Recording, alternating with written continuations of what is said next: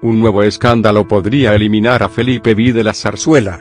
¿Cuánto tiempo durará el rey? La pregunta que titula estas líneas domina el panorama político español y angustia a no pocos de sus protagonistas. Y no porque parezca inminente que el rey se pueda ver obligado a abandonar la zarzuela, sino porque nadie puede garantizar que una situación de ese tipo no se vaya a plantear dentro de unos cuantos años. Y eso es terrible desde el punto de vista de la imprescindible solidez institucional. Sí, hoy por hoy nadie ni nada puede echar a Felipe V. Pero un nuevo escándalo, sobre todo si le afecta a él mismo, puede cambiar esa situación en 24 horas. Y a la vista de la secuencia de los últimos tiempos, no se puede asegurar que algo de eso no vaya a ocurrir. Felipe es hijo del mayor corrupto que ha habido en España desde los tiempos de Franco. Sus tropelías se vienen produciendo desde hace décadas, probablemente desde que la transición estuvo mínimamente asentada.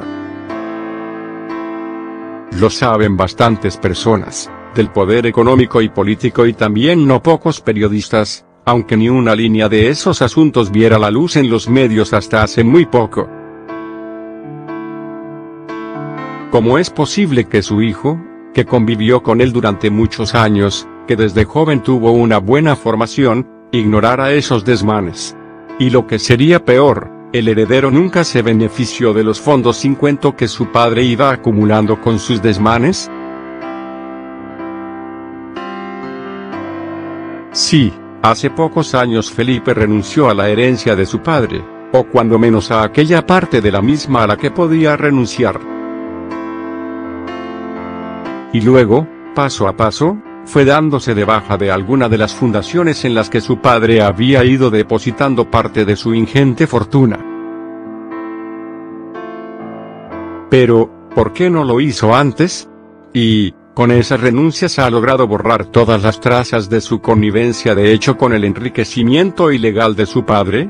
¿Queda algún resto que algún día puede salir a la luz arruinando todo el plan que se ha montado para salvar la monarquía en España? Son preguntas demasiado graves e inquietantes como para mirar con tranquilidad el futuro institucional de España. La monarquía, que fue la clave de bóveda para que este país pudiera avanzar hacia la democracia que hoy tenemos, aunque fuera un designio de Franco, es hoy su mayor debilidad.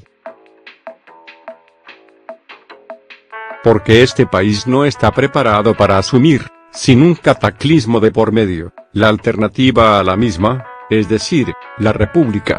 Tienen que pasar muchas cosas para que ese cambio sea posible.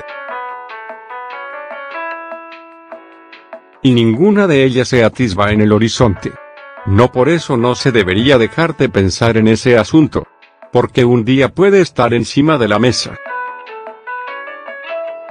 Los políticos que nos gobiernan y los que están en la oposición pueden hoy hacer muy poco para acabar con una situación tan difícil. La exigencia de explicaciones que se está formulando de distintas maneras está plenamente justificada. Pero da la impresión de que no va a tener mucho recorrido.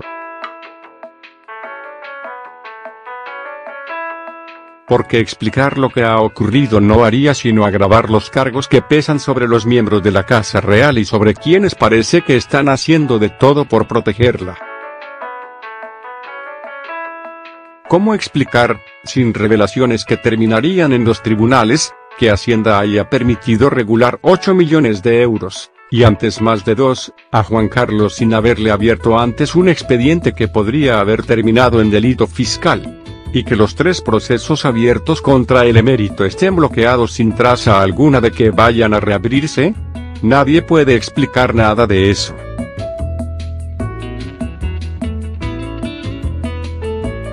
Ni la Casa Real ni el gobierno. Hay cosas que no se pueden reconocer, que hay que callar, por interés de Estado. No hace falta ser adivino para intuir que una situación así no se puede prolongar indefinidamente, que podrá durar años. los planes de reformas cosméticas que al parecer están elaborando en la Zarzuela y en la Moncloa, pueden prolongar un tiempo ese periodo.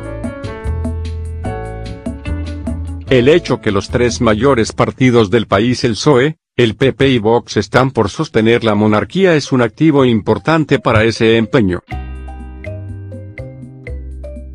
La muerte del emérito, algo más que una hipótesis de trabajo a la vista de su edad, ayudaría no poco. Pero el aplazamiento de la crisis no va a ser eterno. Antes o después, probablemente más después que antes, a menos que un nuevo escándalo haga saltar todo por los aires, España tendrá que hacer frente a esa asignatura pendiente. Y mientras tanto, ¿qué? Pues que el culebrón de Juan Carlos sí seguirá minando la moral pública de los españoles, aumentando su rechazo a la política y a los políticos, abriendo más la puerta a salvadores de la patria. La pandemia y sobre todo la crisis económica pueden acelerar esos procesos. Frente a esa realidad, potencial o ya de hecho, la política aparece cada vez más impotente. Porque la división entre los partidos, incluso entre los dos del gobierno, parece insoluble y la crónica política es la de unos enfrentamientos cotidianos que la gente no entiende y que en la mayoría produce un hartazgo que camina hacia el rechazo. Y porque el gobierno es demasiado débil, para empezar parlamentariamente, como para convertirse en una opción regeneradora que lanzara un mensaje de esperanza creíble a la ciudadanía. La mejor expresión del marasmo actual es que un personaje tan limitado como Isabel Díaz Ayuso sea, todos los días, una protagonista destacada de la crónica política cotidiana.